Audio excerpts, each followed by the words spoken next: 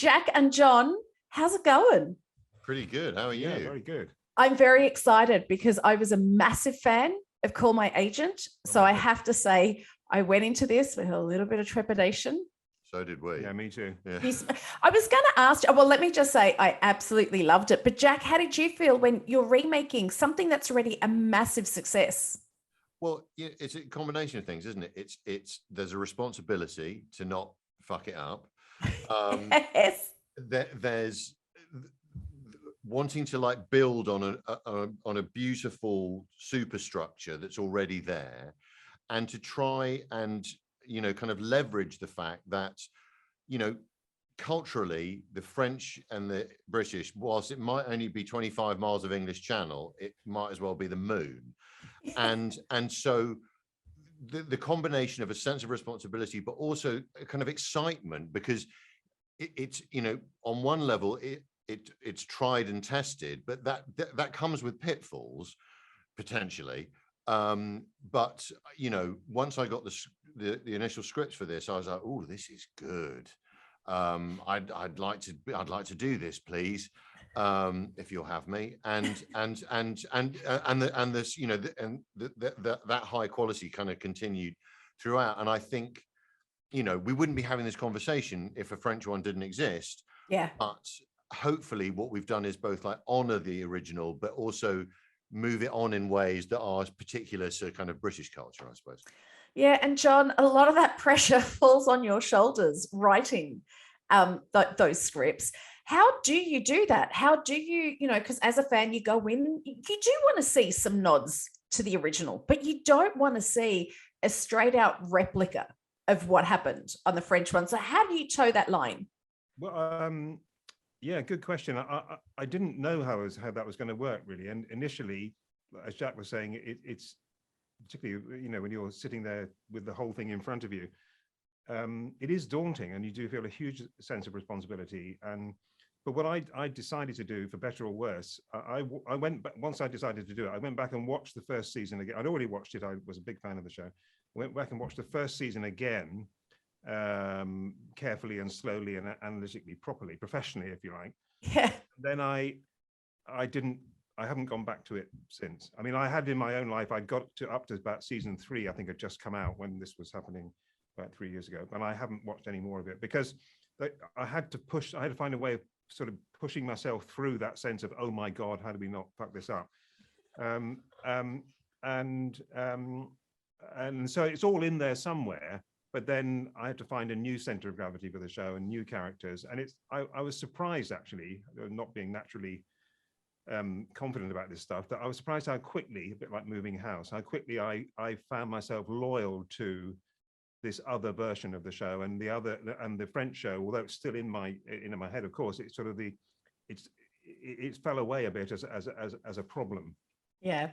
Jack, this world isn't foreign to you. I mean, you're a part of it. You have an agent. You get the role because you have an agent. But what's been surprising for you to look at it from the other side? Weirdly, I've actually had an agent since I was 14, which seems ludicrous, but so outside of my parents, it's sort of like the longest sets of relationships I've had in my life. So I'm obviously very familiar with the territory, but I'm embarrassingly, I'm not big on research generally, but maybe because I'm lazy, but it wasn't that difficult to phone up my own agent and go, can I take you out for lunch and take some notes? So I could manage that. So I did. And there were a few things that he said to me that really, really stayed with me, that were very, very useful, that I really didn't know.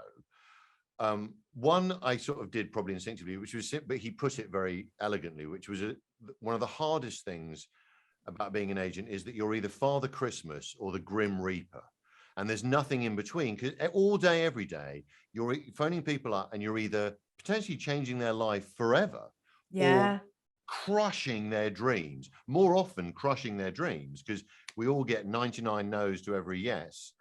But the other thing he said, which I found really useful, was that the kind of attention that you as an agent you have to give to your clients is not a kind of attention that really exists in nature.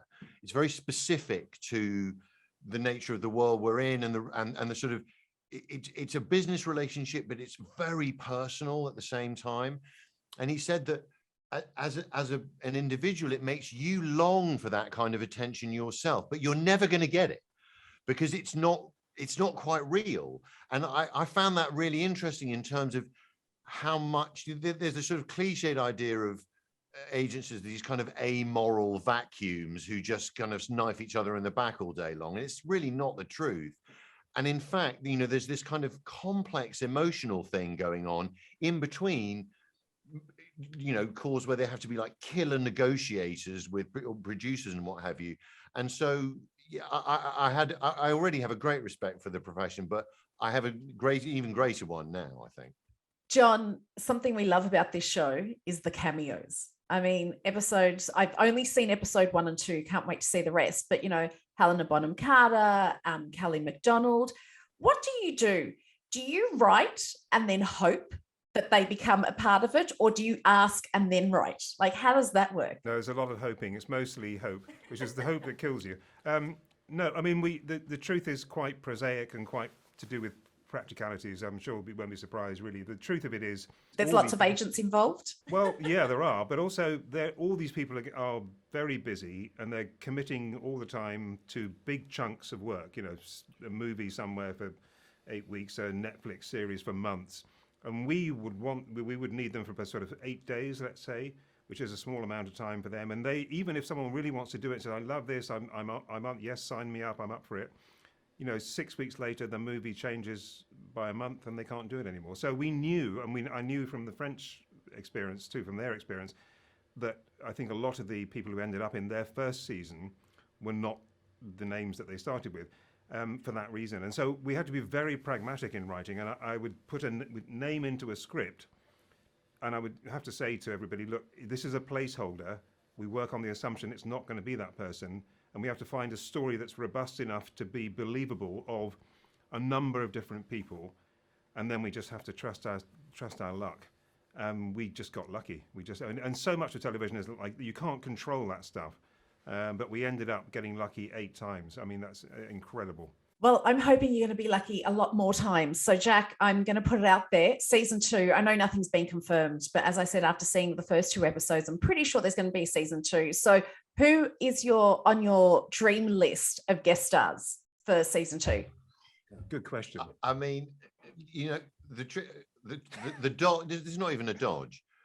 The thing, as John has said, you can't really plan for who the guests are going to be.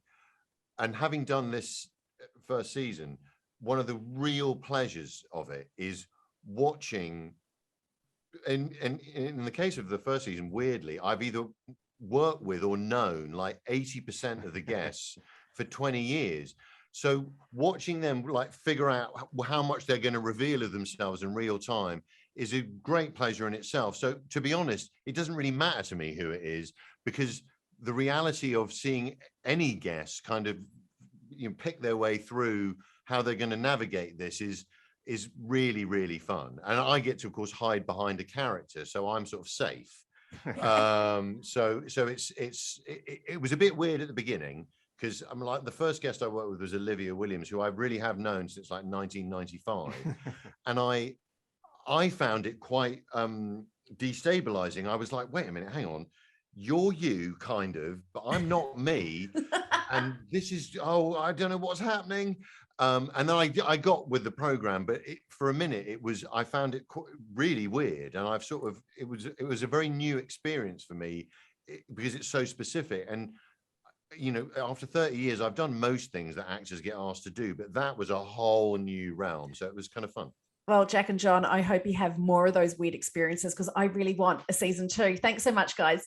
Thank you. Thank you very much. Thank you very much.